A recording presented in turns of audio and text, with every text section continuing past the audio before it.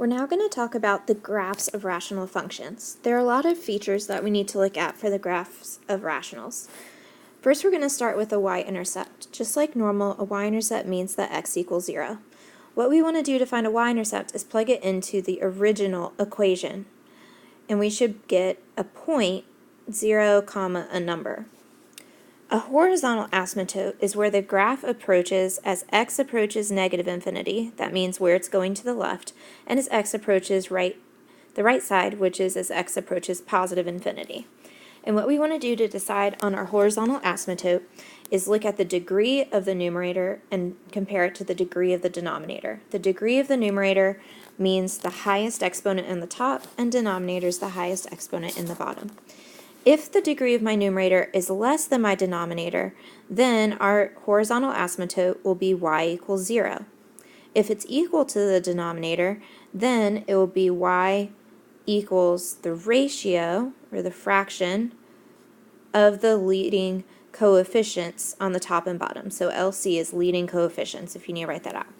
If the degree of the numerator is greater than the denominator, then there's none, and we have something called a slant asymptote.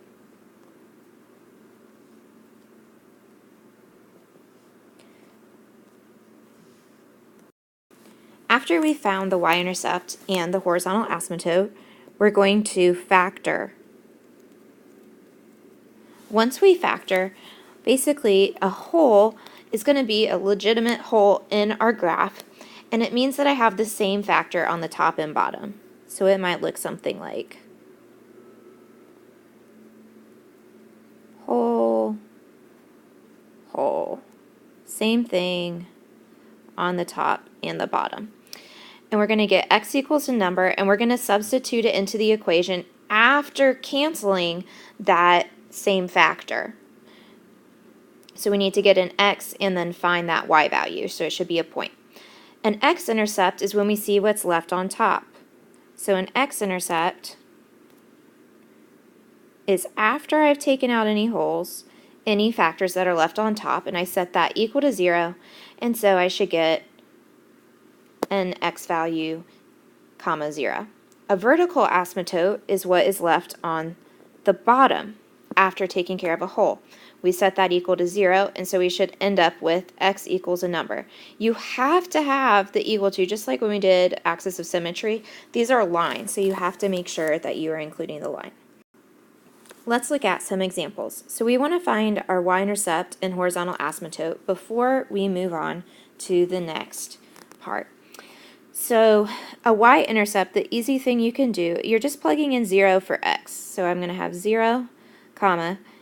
Think about your terms. 0, 0, so on the top I'm left with 2, and on the bottom I have 0 minus 9, which would be negative 9. If it's all multiplied out, it's really just going to be those constants. Horizontal asymptote, if I look at the degree of the top, it's 2. Degree of the bottom, it's 2. They're the same. So my horizontal asymptote is going to be y equals the ratio of their coefficients. So 1 over 1 is just 1. After I found those two things, I want to factor. So for the top, that's where I'm going to do an x. So what two things multiply to positive 2 and add to negative 3? That's going to be negative 2 and negative 1. So my top is x minus 2, x minus 1, over, I have a difference of squares, x plus 3, x minus 3. I don't have any holes because I don't have the same factor on the top and the bottom. My x-intercepts are taking my numerators and setting them equal to 0. So that's going to be, change the sign, I get 2, 0, and 1, 0. And then vertical asymptotes are what are left in the bottom. So that's going to be x equals negative 3, x equals positive 3.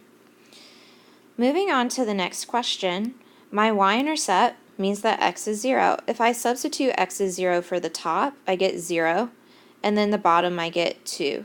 So that means my y-intercept is going to be 0, 0. If I look at the degree of the top, it's 2. Degree of the bottom is 1. since the degree of the top is larger, that means I don't have a horizontal asymptote. Now we need to factor. Well, this one is really already factored. Do I have the same factor in the top and the bottom? No, so I don't have a hole. X-intercept is when the top is equal to 0, which is just going to be at 0. And then a vertical asymptote is when I set the bottom equal to 0, so I'll get x equals -2. Moving on, y-intercept means that x equals 0. When I plug in 0 to the top, I get 6, and the bottom I get -9, which I can simplify a little bit to 0 and -2/3. Horizontal asymptote, the degree of the top is 1, bottom is 2, so the bottom is, the top is bigger or less than the bottom, so that means my horizontal asymptote will be y equals 0. Now I need to factor. So the top I see I have a GCF of 2, so 2 times x plus 3. The bottom is a difference of squares, x plus 3, x minus 3. This time I do have a hole. Do you see how I have x plus 3 in the top and bottom? So my hole is going to be at -3. I cross that out, and now I substitute -3 into my equation. So I have 2 in the top over -3 minus 3 would be -6. That reduces a little bit to -3 and -1/3. X-intercept is what's left in the top. I don't have any x's in the top, so I don't have an x-intercept. Even though there's that 2, I know some of you want to say -2, but it would really be setting the top, which is 2, equal to 0, which is not true. So there's no x-intercept. And a vertical asymptote is setting the bottom equal to 0, so x equals 3.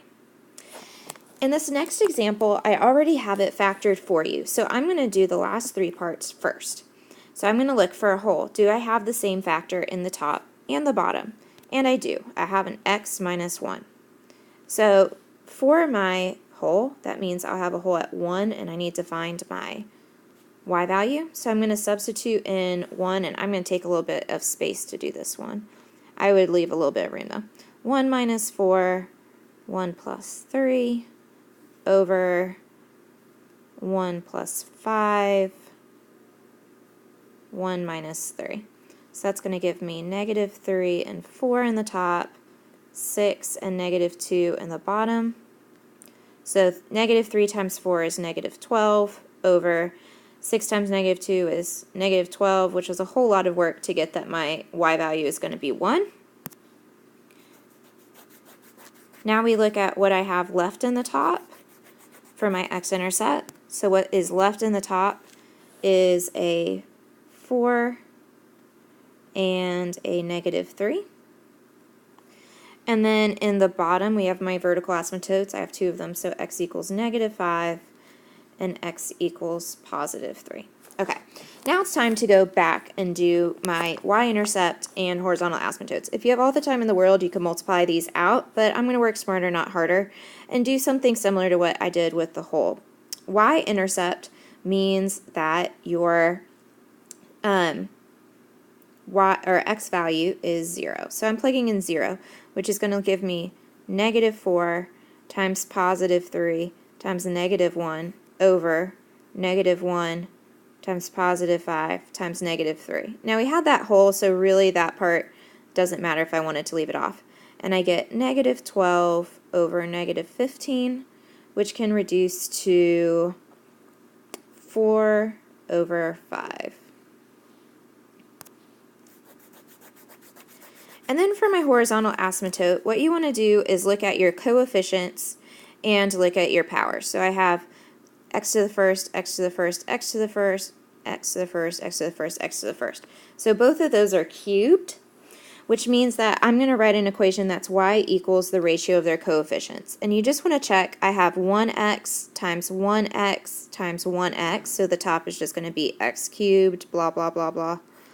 Then the bottom is 1x times 1x times 1x, so the bottom will also be x cubed, blah, blah, blah. So what's my coefficient? 1 over 1, or just